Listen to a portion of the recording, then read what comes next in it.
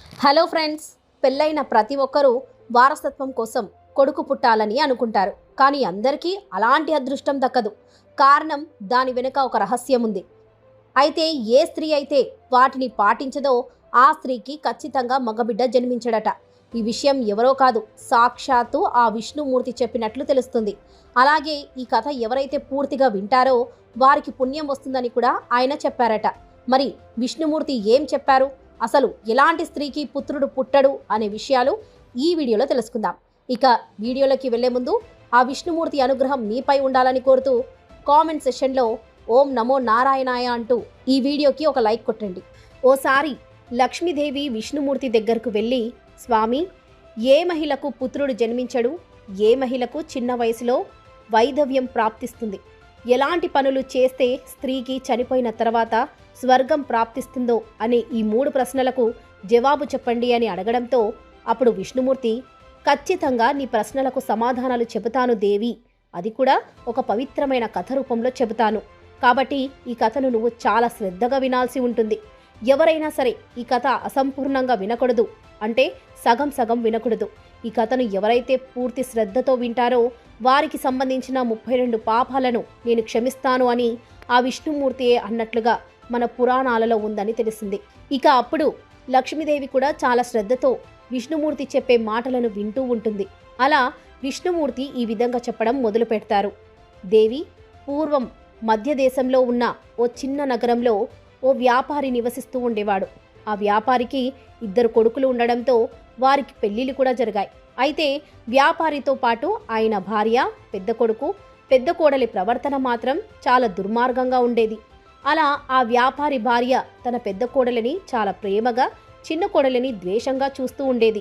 ఇక చిన్న కోడలు సుకన్య మాత్రం చాలా మంచిది, అలాగే మంచి గుణం కలిగినది. ఎప్పుడూ ఆ దేవుడి నామస్మరణంతోనే ఉండేది. అలాగే ఇంట్లో పనులు అన్నీ తానే చాలా చక్కగా చేస్తూ ఉండేది. అయినా కూడా తన అత్తగారు మాత్రం తనను బాధ పెడుతూ ఉండేది. దానికి కారణం పెద్ద కోడలికి కొడుకు ఉండటం, చిన్న కోడలికి కూతురుండటం. అంటే చిన్న కోడలికి కొడుకు లేడని తనను బాగా చిత్రహింసలు పెడుతూ ఉండేది. దీంతో సుకన్య చాలా బాధపడుతూ ఉండేది. అయితే ఓ రోజు ఆ వ్యాపారి భార్య, నేను బయటకు వెళ్తున్నాను, వచ్చే వరకు వంట చేసి పెట్టు, నేను వచ్చే వరకు ఆ భోజనంలో ఒక్క మెతుకు కూడా వృధా చేస్తే మాత్రం ఊరుకోను అని చెప్పి అక్కడి నుండి వెళ్తుంది. ఆ తర్వాత సుకన్య వంట చేస్తూ తన అత్త పెట్టే బాధలను తలుచుకుంటూ నాకు ఈ కష్టాలు ఎప్పుడు పోతాయో అని అనుకొని బాధపడుతూ ఉంటుంది. అప్పుడే బ్రాహ్మణ రూపంలో ఉన్న ఓ భిక్షమెత్తుకునే వ్యక్తి తమ ఇంటి ముందుకు వచ్చి అమ్మా అని పిలిచి ఆమెను ఆశీర్వదించి తనకు కడుపు నిండా భోజనం పెడితే నీ సమస్యలు అన్నీ పోతాయి అని అంటాడు. దీంతో సుకన్యకు భోజనం విషయంలో తన అత్త చెప్పిన మాటలు గుర్తుకు రావడంతో ఆయనకు అన్నం పెట్టాలా వద్దా అని ఆలోచిస్తుంది. ఒకవేళ బ్రాహ్మణుడికి భోజనం పెట్టకపోతే మహాపాపం కలుగుతుందని అనుకుంటుంది. దీంతో వెంటనే ఆ బ్రాహ్మణుడిని ఇంట్లో పిలిచి భోజనం పెడుతూ ఉండగా అప్పుడే సుకన్య అత్త వచ్చి ఆయనను చూసి కోపంతో అరుస్తుంది.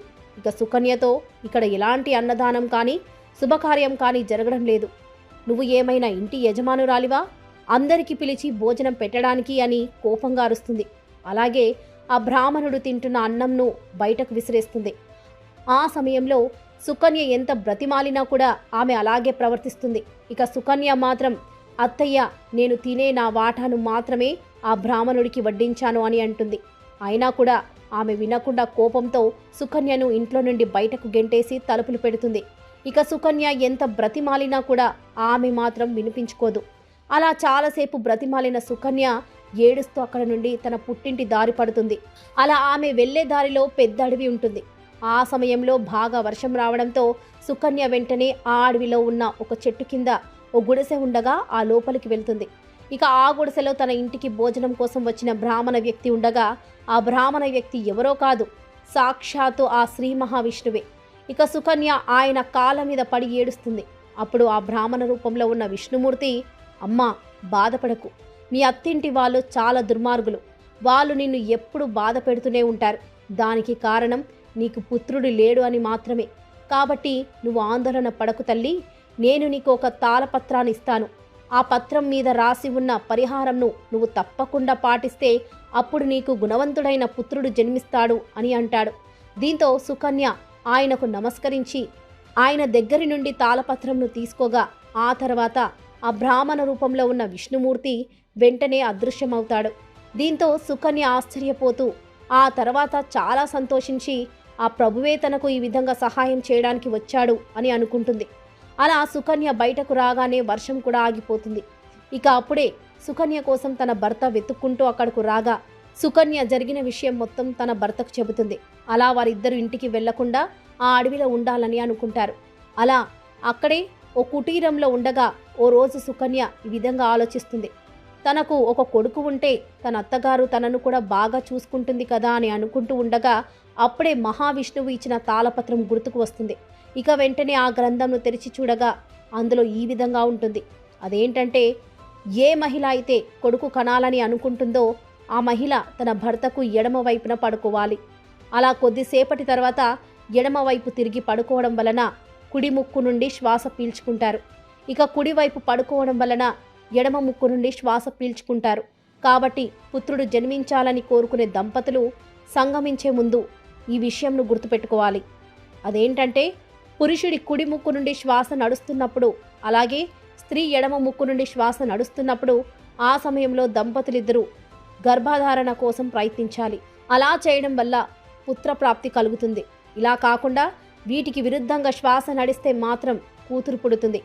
ఇక ఇదే కాకుండా ఈ గ్రంథంలో మరో విషయం కూడా ఉంది. అదేంటంటే, ఋతు ప్రక్రియ మొదలైన మొదటి 4 రోజులు కాకుండా 5వ రోజు కలిస్తే కూతురు పుడుతుంది, 6వ రోజు కలిస్తే కొడుకు పుడతాడు, ఇక 7వ రోజు కలిస్తే విధవరాలైన కూతురు పుడుతుంది, 8వ రోజు కలిస్తే బలమైన కూతురు పుడుతుంది, 9వ రోజు కలిస్తే అందమైన కూతురు పుడుతుంది, 10వ రోజు కలిస్తే తెలివైన అబ్బాయి పుడతాడు, ఇక 11వ రోజు కలిస్తే గుణవంతురాలైన కూతురు పుడుతుంది, 12వ రోజు కలిస్తే గుణవంతుడైన కొడుకు పుడతాడు, 13 రోజు కలిస్తే లక్ష్మీ స్వరూపమైన అమ్మాయి పుడుతుంది, ఇక 14వ రోజు అయితే తెలివైన బలవంతుడైన కొడుకు పుడతాడని అందులో ఉండగా అది చదివిన సుకన్య తన ఋతుక్రమం మొదలైనప్పటి నుంచి 14వ రోజున తన భర్తతో ఏకాంతంగా గడుపుతుంది.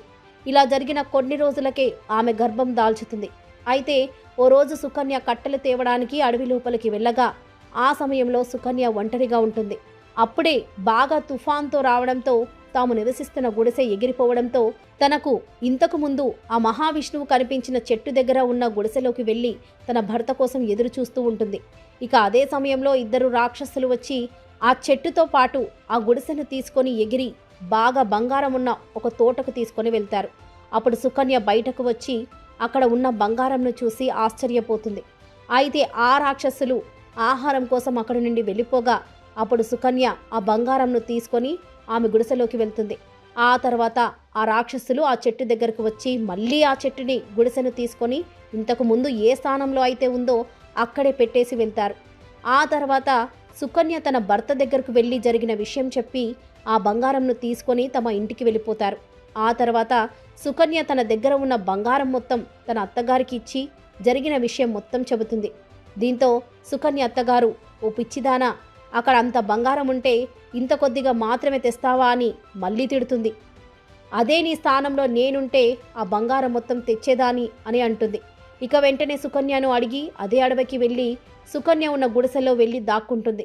అప్పుడే రాక్షసులు వచ్చి మళ్ళీ ఆ గుడిసెను చెట్టుని తీసుకొని ఒక మంచు పర్వతం మీదకు వెళ్తారు. దాంతో ఆ అత్తకు కోపం వచ్చి, మీరు నన్ను ఎక్కడికి తీసుకొని వచ్చారురా, ఇక్కడ మొత్తం మంచు మాత్రమే ఉంది అని ఆ రాక్షసులపై అరుస్తుంది. దీంతో రాక్షసులు గుడిసె లోపల ఎవరో ఉన్నారని చూసి లోపల ఉన్న ఆ అత్తను బయటకు లాగి ఆమెను మంచు పర్వతం మీదకు విసిరి కొట్టడంతో ఆమె అక్కడికక్కడే మరణిస్తుంది.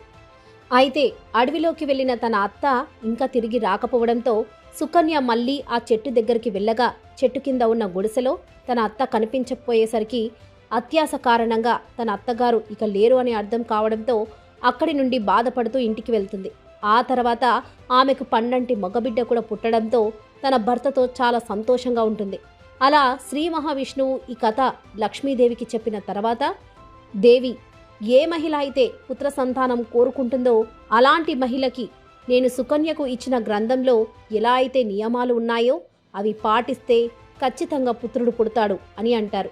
ఇక నీ 2వ ప్రశ్నకు సమాధానం ఏంటంటే, ఏ మహిళకు ఎక్కువ దురాశ ఉంటుందో ఆ మహిళకు వైదవ్యం ప్రాప్తిస్తుంది. అలాగే నీ 3వ ప్రశ్నకు సమాధానం వచ్చేసి ఏ మహిళ అయితే సంస్కారవంతంగా ఉంటుందో అటువంటి మహిళ మరణించిన తర్వాత స్వర్గంకు వెళ్తుంది. కాబట్టి మహిళలు ఎప్పుడు కూడా మంచి గుణవంతులుగా ఉండాలి అని ఆ మహావిష్ణువు చెబుతాడు. చూశారు కదా ఫ్రెండ్స్, మరి ఈ కథ విన్న తర్వాత మీకు ఏమనిపించిందో మీ అభిప్రాయంను కామెంట్స్ రూపంలో తెలపండి. వీడియో నచ్చినట్లయితే లైక్ చేసి షేర్ చేయండి. మరిన్ని ఇంట్రెస్టింగ్ వీడియోస్ కోసం మా ఛానల్ను సబ్స్క్రైబ్ చేసుకోండి.